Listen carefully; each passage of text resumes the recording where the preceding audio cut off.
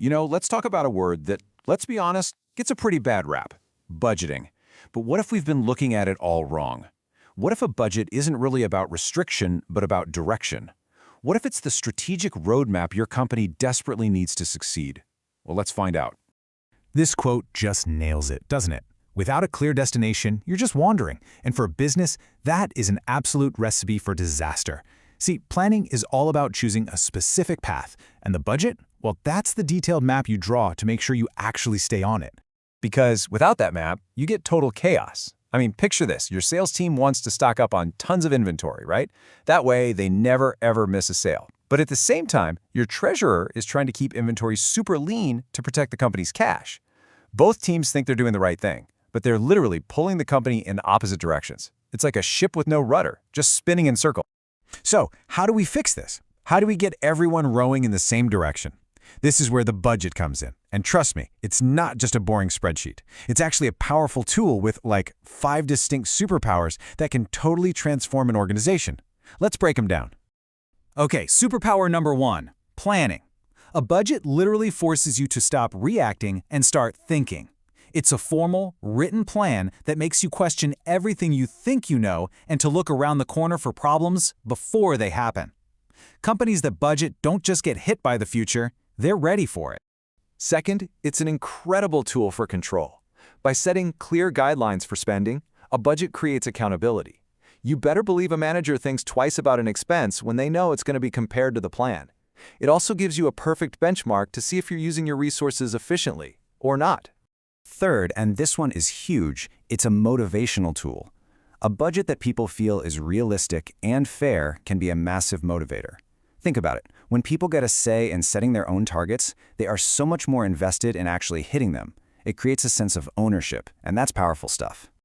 Number 4, it's a communication tool. The budget spells out the company's goals for everyone, from the executive suite all the way to the front line. It just cuts through all the departmental noise and makes sure everyone is singing from the same song sheet. And that brings us to the 5th and final superpower: goal congruence. This is really where the magic happens. A good budget makes sure that the high-level, big-picture strategy perfectly aligns with the day-to-day stuff. Put simply, it gets everyone pulling in the exact same direction, toward the exact same goal. So, we know a budget is a powerful thing, but all that power really depends on how it's made. And that brings up a really important question. Who should be the one holding the pen? I mean, this is the classic debate, isn't it? Should the budget be handed down from on high, dictated by top management, or should it be built from the ground up by the very people who are out there on the front lines doing the work? As you'll see, there are some serious trade-offs with each approach. And here's the fundamental choice you have to make. A top-down budget? It's fast, it's consistent, but you often get zero buy-in from the team that has to execute it. Now, a bottom-up or participative budget builds this incredible sense of ownership and uses the knowledge of people closest to the action. But it takes way longer, it's more expensive, and it comes with a really sneaky hidden danger. And that danger has a name: budgetary slack. It's probably the single biggest pitfall of letting everyone have a say in the budget. It's just human nature, right? If you know your bonus is tied to hitting a budget that you helped create, you might be a little tempted to build in a cushion. Maybe you lowball your sales forecast a bit, or you pad your expense estimates. It makes your life easier, for sure, but it completely undermines the budget's accuracy and kills its value as a planning tool. Smart companies know this, and they fight it, with strong oversight and by rewarding accuracy, not just rewarding people for clearing a low bar. All right, so now that we get the process and the people involved, let's look at the final product. The grand finale of all this work is something called the master budget. Think of the master budget as the ultimate blueprint for the entire organization for the next year. It's the one single document that pulls together every single plan from every single department, from sales and production to cash flow and big investments. It's the whole shebang. And this chart shows perfectly how it all connects. Do you see that box at the very, very top? The sales budget? That is ground zero. Everything, and I mean absolutely everything, flows from how much you think you're going to sell. That one number determines how much you need to make, which determines how much material you need, how much labor you need, and that whole chain reaction cascades all the way down to your final financial statements. It all starts with sales. And as you can see in that flow chart, the master budget basically has 2 halves. You've got the operating budget, which is all about the day-to-day rhythm of the business, sales, production, all that stuff.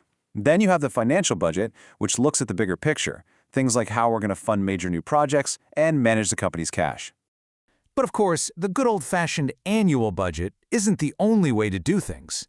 Different companies in different situations call for more advanced, more dynamic strategies. So let's compare two big ones. Traditional budgeting usually just takes last year's numbers and tweaks them a bit. It's quick, but it means you can carry forward old, inefficient habits year after year. Zero-based budgeting, or ZBB, is way more radical. It forces every single manager to justify every single dollar from scratch every single budget cycle. Yep, it's a ton of work, but it is an incredible way to find and cut out waste. And another really cool technique is the continuous or rolling budget.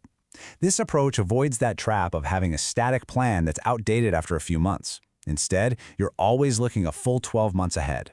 As soon as one quarter ends, you add a new one onto the end of the plan. It keeps the budget alive and relevant, and in a world that changes this fast, that's a huge advantage. So, after all of this, let's circle back to where we started. When you think about budgeting now, do you see a straitjacket, a set of rules designed to hold you back?